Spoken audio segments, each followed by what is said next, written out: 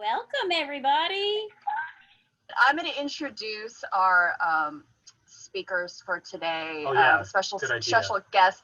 And just a fun note, we are represented by every time zone by the four of us who are the main panel here today. So that's probably a first for us. For those of you who don't know us, let me introduce myself first. I'm Larissa Lam. I am the director of Finding Cleveland and Far East Deep South. And if you have seen those movies, you will recognize the man sitting next to me. Would you like to introduce yourself? Hey, I'm Baldwin Chiu, and I guess I produced the film. I guess it's about me and my family. If your family is the subject of the film. Yeah, but it's really more than that. It's about the people that we're going to talk to today. And so we'll be diving more into their stories today. If you want to find more about us, you can visit our website on fareastdeepsouth.com to kind of read more about our bios. But our background is in music. We were both music artists before jumping into film, and also I've been a TV and radio host. But I am going to spotlight our first guest, who is Carolyn Chan. And she is originally from Greenville, Mississippi, now in Albuquerque, New Mexico, as national president from 2009 to 2013 of the Chinese American Citizen Alliance, the oldest continuous Asian American civil rights organization. She served on the steering committee also of the 1882 Project and has achieved expressions of regret for the Chinese Exclusion Act from both houses of Congress through the work of the 1882 Project. She also currently serves on the board of the Mississippi Delta Chinese Heritage Museum. She has a degree in English and speech at Mississippi State College for Women and taught elementary school after moving to Albuquerque. And we're going to hear more about her story in a minute. We also have Mr. Stan Liu. Let me find Stan here to spotlight him. Stan was born in Greenville, Mississippi. We got some Greenville people represented here too. He earned his Bachelor of Science degree in engineering, civil engineering. I'm mechanical, but hey, we'll take that. From the University of Michigan, go Wolverines, and had a career in the Federal Aviation Administration before retiring in Washington, D.C. He's been an active member of OCA Asian Pacific American Advocates, where he has served as co-president of the co-president of the Greater Washington D.C. chapter, and also previously served as vice president for education and culture on the OCA National Board.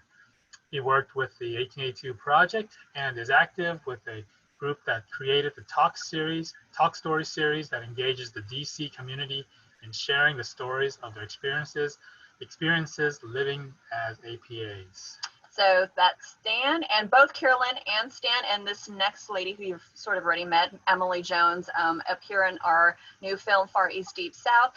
Emily Jones has been the Delta State University archivist. Archivist or archivist? Archivist? Is it like pianist? I don't know, it's Friday. Let's go with archivist. Archivist. Since 2003, and is also the curator of the Mississippi Delta Chinese Heritage Museum in Cleveland, Mississippi, that is featured in our film.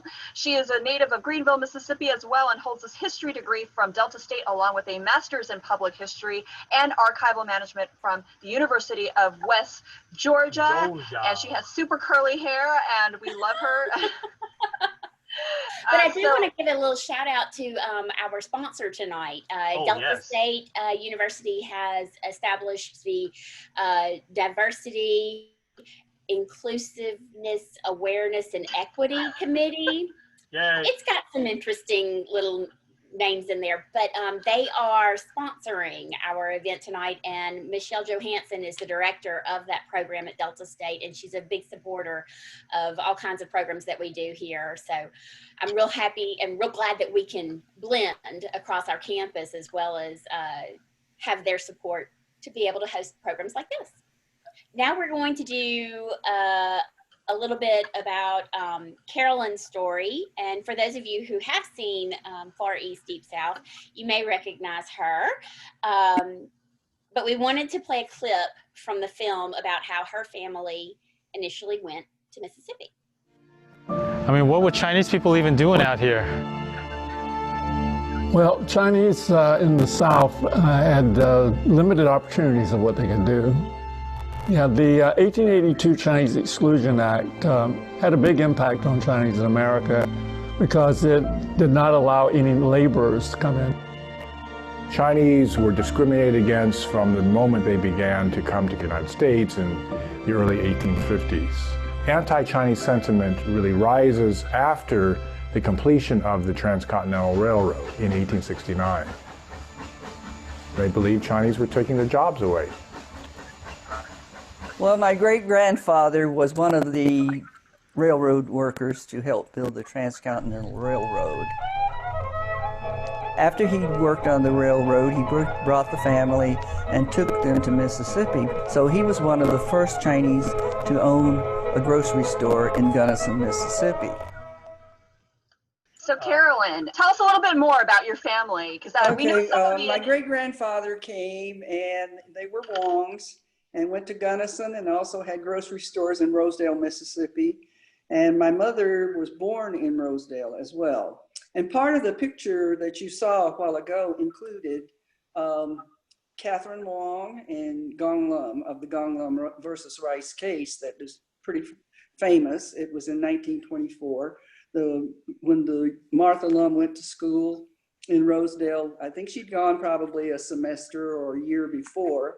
Two of the girls, Berta and Martha, the sisters, but they chose to take the case because they wanted to go, they were asked to leave the school in the fall, this is a second year, and said, you cannot come to school here because you're not white. And so they decided to challenge that decision, and they hired an attorney to sue for admittance of their children in the white schools in Mississippi. So, and this, of course, because of the decision that they were not able to win the case through the Supreme Court decided to support the decision of the Mississippi Supreme Court that they would not be allowed to go to the white schools.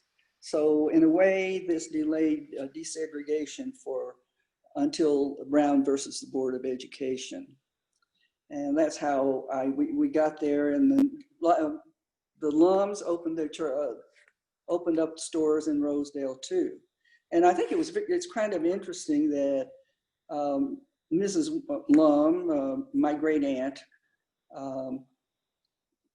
was very well educated, and she was pretty smart, because when people like my uncle, my mother, I found out that my mother was named for Mamie Goza, and she was a prominent lady in Rosedale, Mississippi.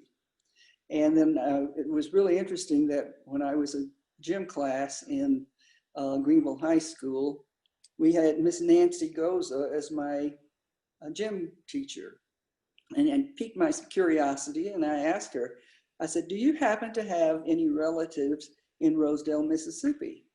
And she said, yeah, I'm from Rosedale. And I asked her, well, do you have any relative who is named Mamie Goza? And I believe it happened to be her mother or her grandmother. So I think my Aunt Kate was very smart in trying to name children in the families for prominent people in the community. She went to church, was religious, and very well educated. So they took upon themselves to at least seek legal ways of gaining rights for Chinese in that area. Now, I think the society, I don't know if you want to talk about the race relations there or not, but it was pretty much stratified until after World War II, when the veterans came back and they had some experiences interacting with Chinese, so things sort of opened up. We didn't get integrated into the white schools until about 1947. And when we also were denied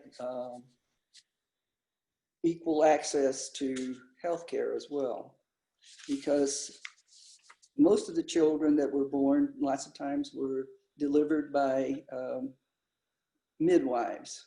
And I know that within my own family that were delivered, the kids were babies that I remember anyway, the younger ones were delivered by an African-American midwife. Our grocery store was in a racially mixed working class neighborhood, and we had Lebanese, African-Americans, Mexicans, Native American, I said that, and let's see, the Mexican laborer that we had that was a customer could speak Spanish to my dad because my dad had come to the United States by way of Cuba, and he knew Spanish. And I often wondered, well, why do we know about mangoes? And of course, I guess Asians did eat mangoes, and when the vegetable fellow who was peddling the vegetables and fruit would always be sure to bring mangoes to us. And one of our most delicious dishes that probably most Chinese did not have to eat was arroz con pollo, which is chicken with rice, cooked Spanish style. But that's because my dad had learned how to do that when he was in Cuba. Oh my gosh, that sounds so amazing. Like you should like so cook that for us next time. I think through food we end up learning. And I think in my neighborhood was a little bit different because most of the Chinese-owned stores were in African-American neighborhoods. And I was exposed to Lebanese music, rock and roll music, blues music, and we enjoyed all of it. And then radio was very important to us in those days. We didn't have television yet. And I really enjoyed all types of music. And even my mother especially liked to have listen to the lyric opera from Chicago every Saturday night. We actually wanted to show you guys another clip and then continue this conversation before we get to the Q&A. So. I was born in Beulah, Mississippi. Our father moved us to Greenville because go to school.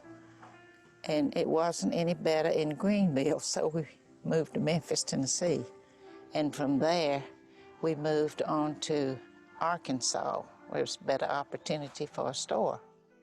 When I was a little girl and I was going to school, I was not able to go to white schools because of my race. When the children were not allowed to attend the public schools in a certain town, churches would get together and help the Chinese community to either establish the mission school or to bring in teachers. Growing up, I read about segregation, and I thought that it only affected the black community. I just didn't really think that it happened to the Chinese too.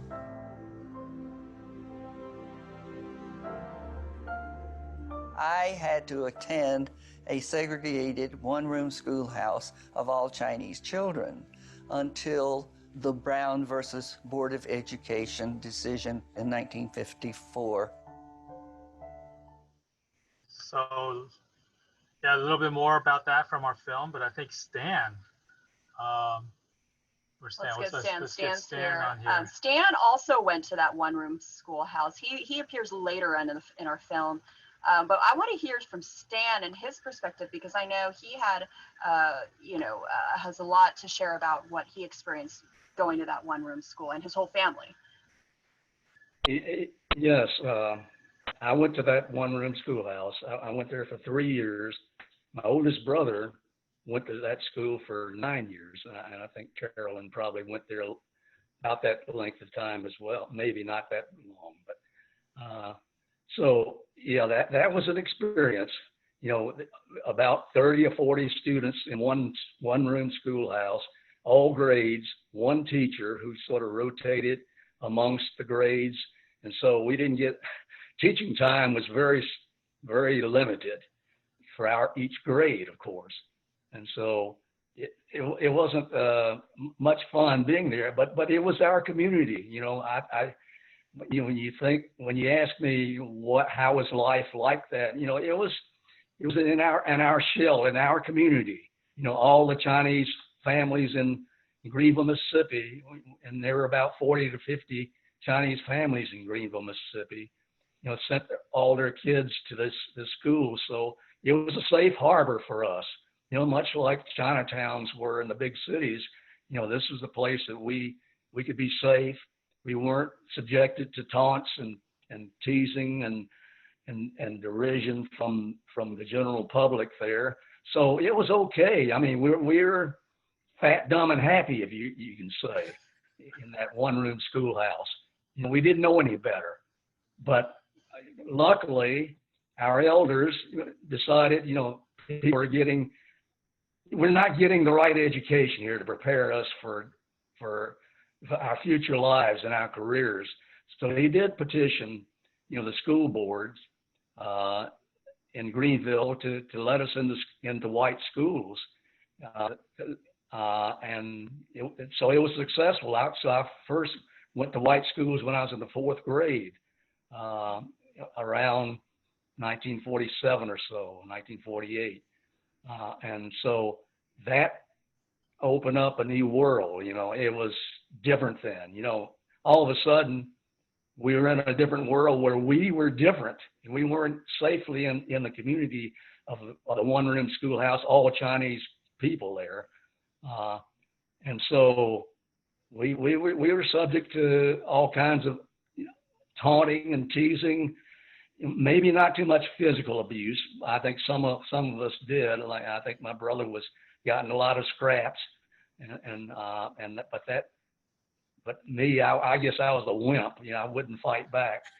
But it was not fun being in the white schools then. But it was better. But we had to realize we were getting a better education. The days of the one-room schoolhouse were over for us. But we knew our instructions from our parents. I think this is collectively to every family. Don't make any waves. Don't make trouble in the schools here, because we're here in the white schools on probation. If you mess up, get into trouble, they're going to send us back to that schoolhouse, that Oriental schoolhouse.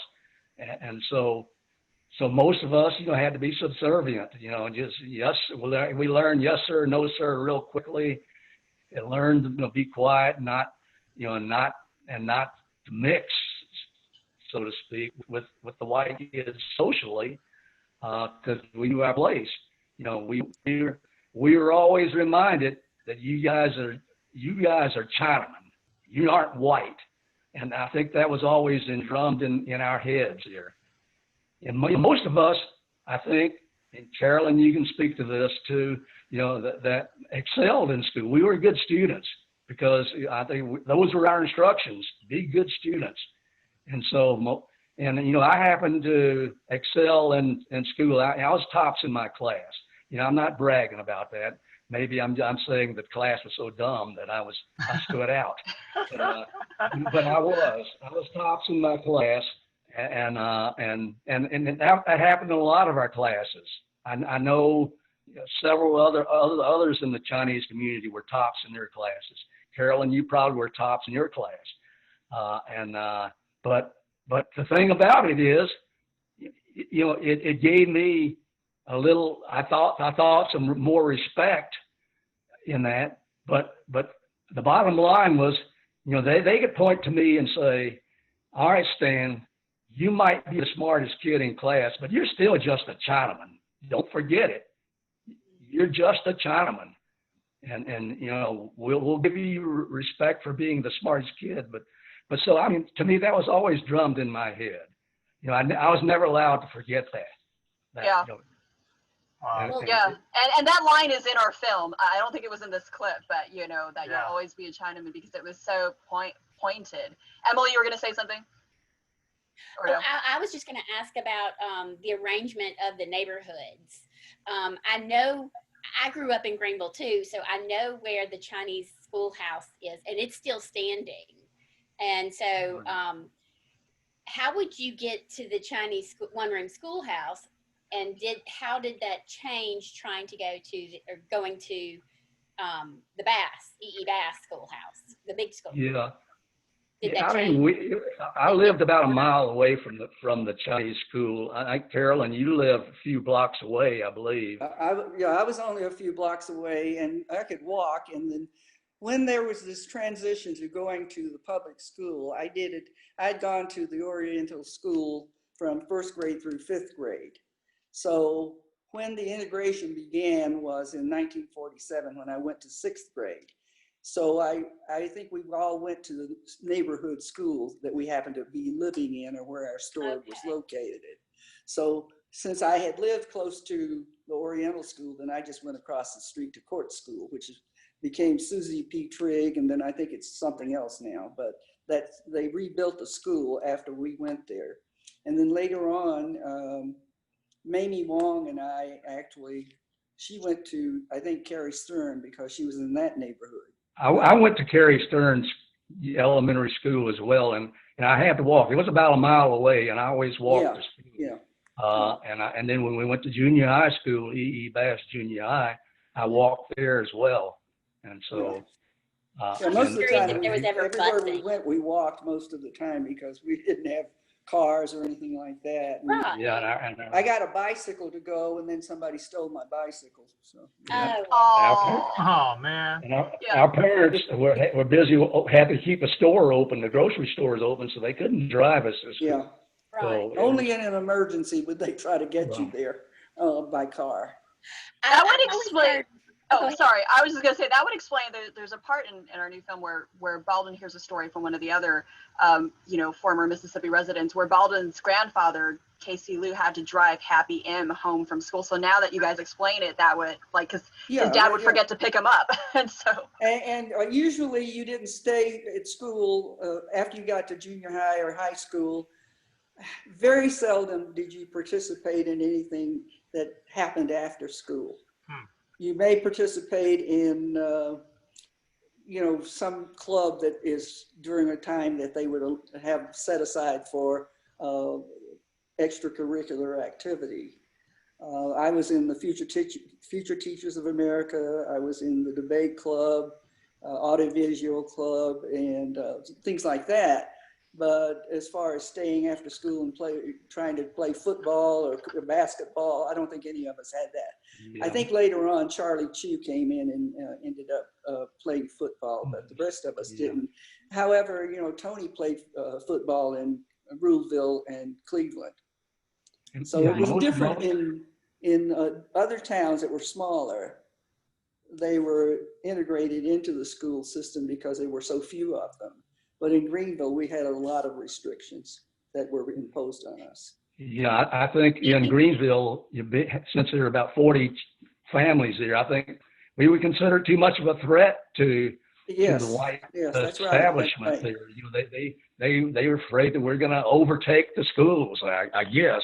And I think too that maybe unfairly, there were times when we had Chinese kids who were actually valedictorians, but were not.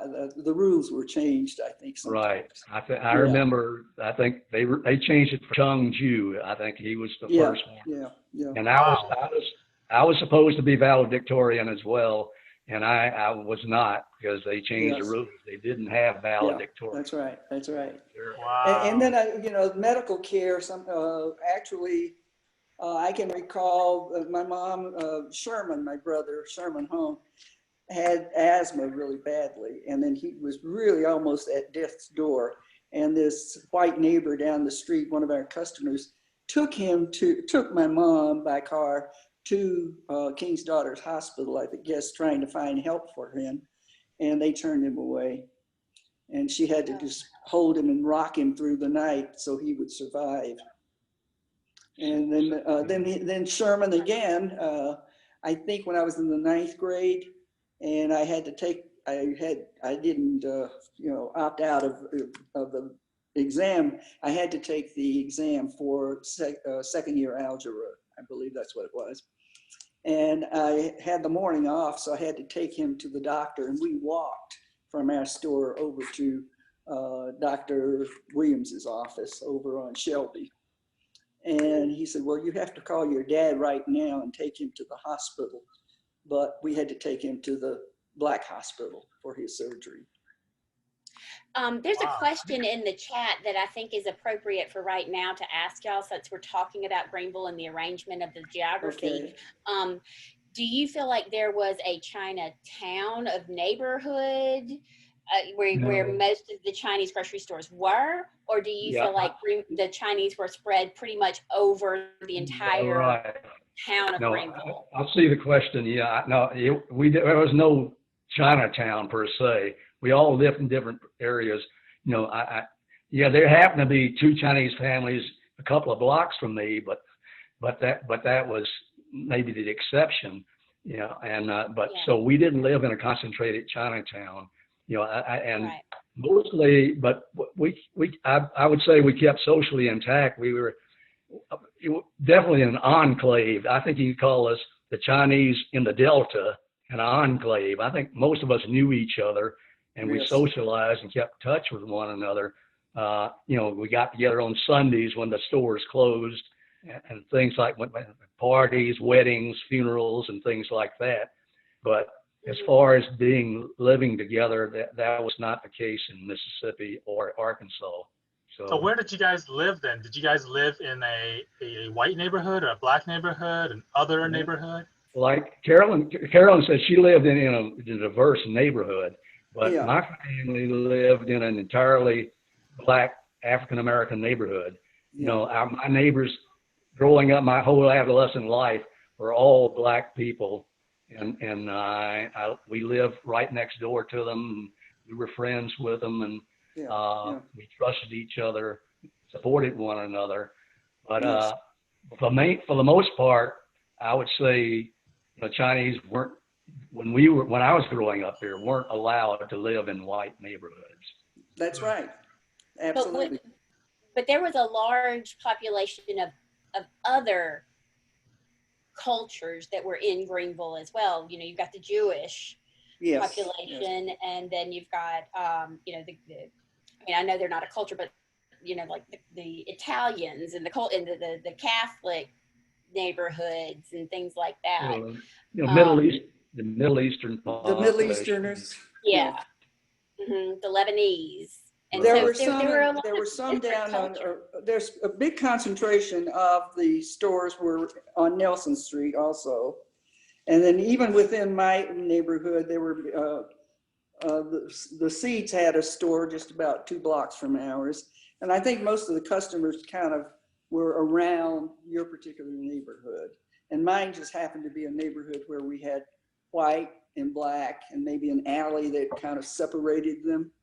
And then we had customers from both our clientele included all of these different people. So and we all got along very well. Go ahead. Did you feel like your culture was just not accepted or thought of differently in Greenville? Or did you have a sense of pride in your culture? I think the pride was within ourselves. And whether or not it was accepted by others, that was maybe a different story. I do know that maybe at least the people who were at the church that were with the Chinese mission, they seemed to respect our culture. And China was a big thing in World War II because we were at war against the Japanese at the time.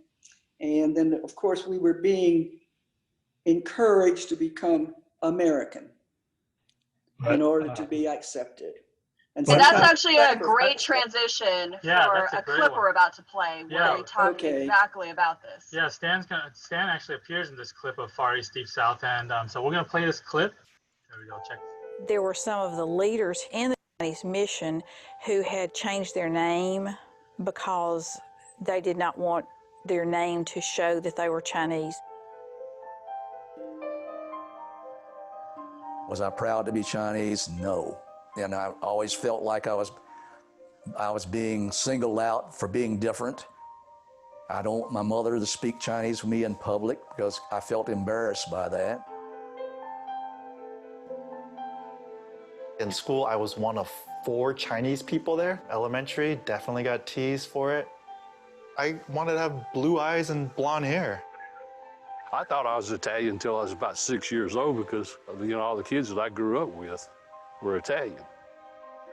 I remember going to elementary school and they were like, "Oh, you're Chinese. You must know karate." And, of course, I didn't really challenge them or tell them that karate is actually Japanese. And they all jumped me, kicked me up against the fence. I remember going back to the teacher crying. As a kid, nothing you do about it, you just suck it up. And my parents, I know it's hurtful for them. And they basically tell us, too, you got to suck it up. That's the way it is. When I was a little girl and I was called names, my mother always said, chalk it up to their ignorance. They don't understand who we are. There may have been some challenges, but we're proud to be Chinese and Americans too at the same time. So I don't think we're any different. Dan, Yeah. tell us more about that conflict. Yeah. Make no mistake about it. You know, I always felt like I was being singled out all the time here, and you know, and make no mistake, the time that I grew up in was definitely the Jim Crow era, where if you weren't white, you were a second-class citizen. You know, we may have been treated better than the African American and the Black communities, but we were still singled out all the time. You know, and I was always made to feel different, and you know, and that profoundly affected how I grew up, you know, what I became. You know, like I said, I ran away from that identity that I had because of all the taunting and abuse that I took. You know, hey, I hate being Chinese. You know, that's what I told myself here, and you know, that was not a wise thing to do, but you know, my father had passed away when I was only 8 years old. So my mother was so busy making a living, she wasn't, you know, the wise old parent giving me parental guidance. So I was making these decisions on my own, and you know, and I made some bad decisions. You know, and that was one of them. I regret that I don't speak Chinese now anymore. That was my first language. You know, but I gave up, and I literally erased Greenville, Mississippi from my mind, my adolescent life when I left there. You know, I wanted to leave so badly. When I got out of high school, you know, I went to school in Michigan to get away, go far away, and I ran away from my identity. You know, I rejected my mother. You know, my community, my Chinese American community. I was a mess. And I think it was all caused by growing up the way I did there, the pressures I was put on. You know, I was taunted and teased. You know, I was the yellow heathen. Then all of a sudden they discover I'm a smart kid in school. All of a sudden I become the model minority. You know, hey, if everybody's like Stanley, you know, we wouldn't have any trouble. You know, especially, you know, other minorities. If you all behave like this good Chinaman here, you know, we would be a good community. And I hated being single. I hated being the model minority. You know, I was singled out. You know, even to the point that they were telling other Chinese, if all the other Chinese were like Stanley or like these other smart Chinese, we wouldn't have any trouble. And you know, that was a burden. You know, that me as a teenager, I guess I didn't know how to live with it. You know, maybe I accepted that myth. You know, I am, you know, I am special. I am good, but it was wrong. You know, I know now, and as I look back on it now, that I feel like I was manipulated. I was being assimilated into the way the white society wanted me to be, that good Chinaman that didn't cause any trouble. You know, maybe I'm being unfair to the white society in Greenville, Mississippi. But this is my reaction to it. You know, that's what I'm feeling now. I'm not blaming anybody. I really am angry at myself for allowing myself to feel that way, because all I wanted to do was blend in. I wanted to be a normal person. I didn't want to be a model minority. Yeah. Well, and what's sad is everything that you're sharing, and you showed it, and we showed it a little bit in the clip that Baldwin and his brother Edwin also have gone through similar things even today, where there's that struggle of identity. And so I kind of want to ask Carolyn to jump in here too a little bit, as well as like, now that you guys are here today, and there's a lot of people here, and I know, you know, there's some younger people out here listening, you know, you guys have done a lot of advocacy work and work in the historical preservation education. Tell us a little bit more about why that is so important in light of your experiences and some of the work you're doing now. Well, I think we have a lot of people who are still struggling with their identity, newcomers who come, and also within ourselves, we still are having that problem. I can share the feelings that Stan was expressing. I've lived here in New Mexico since 1959, and I taught in a school where they're mostly Hispanic kids and taught Native American kids. And they were treated the same way. Some were taken away from the reservation. They were mistreated if they tried to speak Spanish or they speak their native language. And I was different for them because I could share their feelings. And one of the things that I was appointed to the National Advisory Council on Bilingual Education. And one of the first people that I met was a professor, Hispanic lady from Austin, Texas. And the first thing she said to me, because I told her I did not speak Chinese, and I just jokingly told her my first language was Southern, and that's what it is. So anyway, what she said to me was, "Are you sorry you lost your culture?" And my response to her was, my culture is all of my experiences, good or bad, and I'm not ashamed of who I am, and I'm proud of who I am. So I think that's what we have to do, is have people have pride in who they are.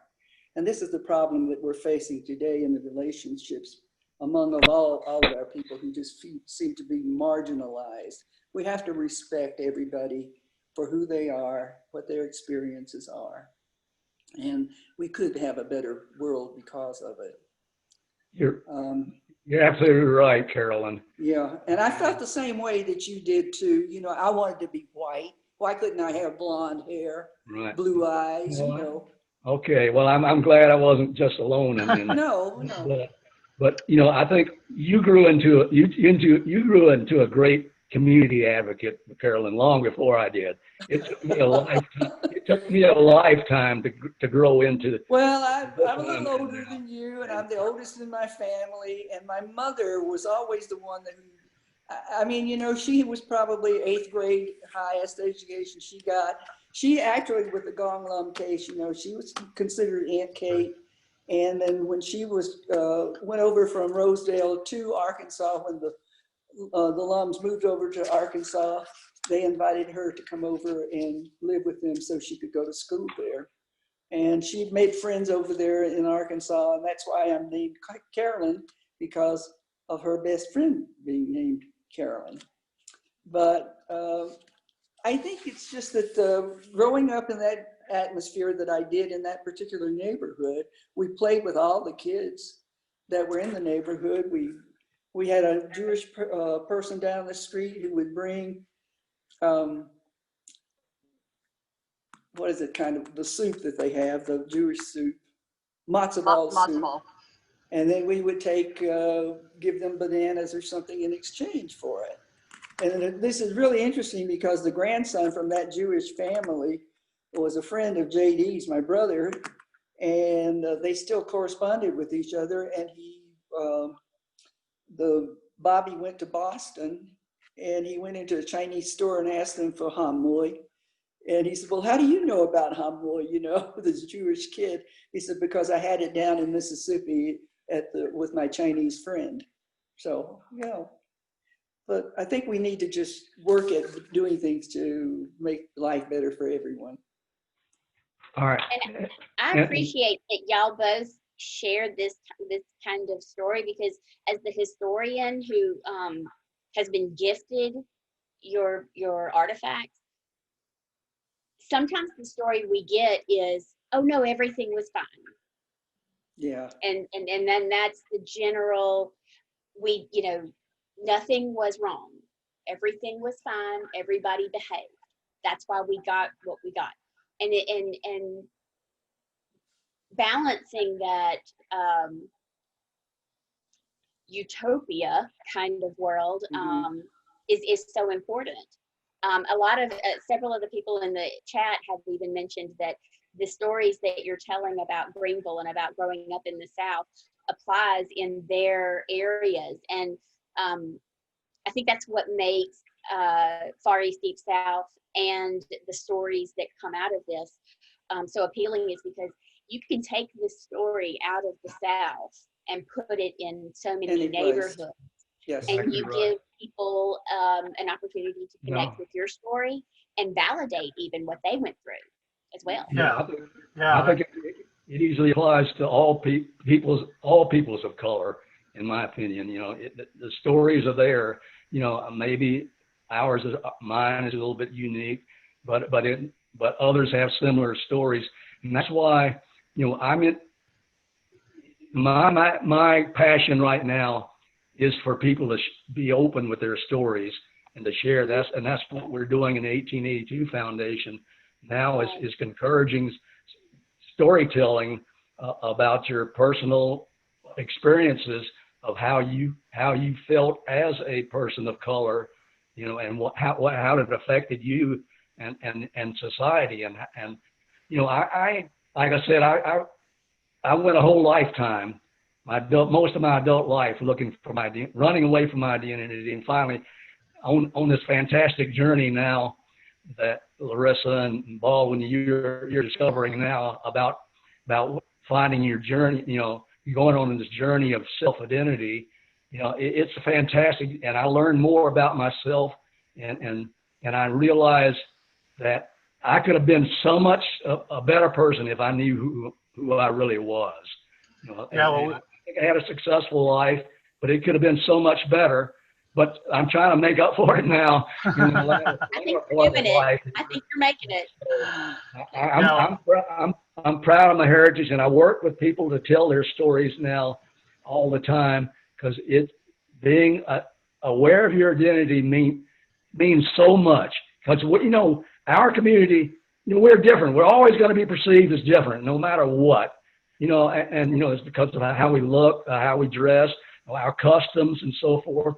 So we've got to learn to live with that and learn to use that as an asset for our citizenship in America. Yeah, Better absolutely. And that's the whole reason why we wanted to make Far East Deep South, because we knew it was more than just Baldwin's family story, but really it was not just even a Chinese story, a Chinese American story, Asian American story, but it was really an American story. And hopefully that more people will be inspired to tell their stories. We're going to show the clip of the trailer from our film for those who haven't seen this yet, and then we're going to go into a time of Q&A. Yeah, there's some great questions. There's some great questions that are coming in. So this is the trailer for Far East Deep South.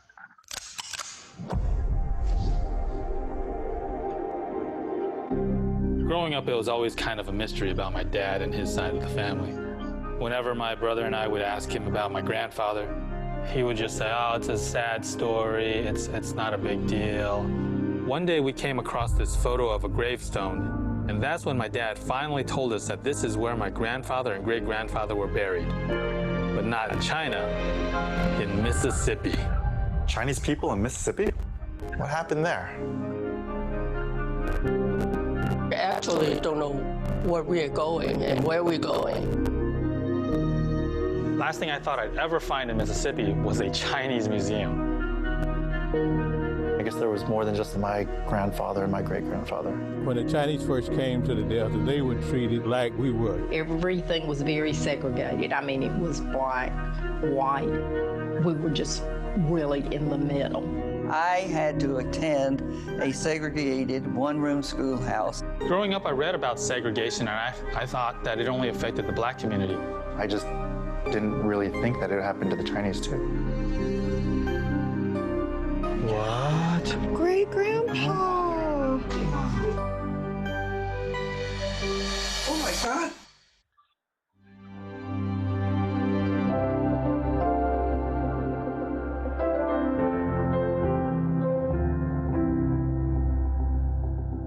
I knew all your family. It is so important for people to know what happened with the Chinese Exclusion Act and how it affected Chinese Americans throughout the nation, including the South.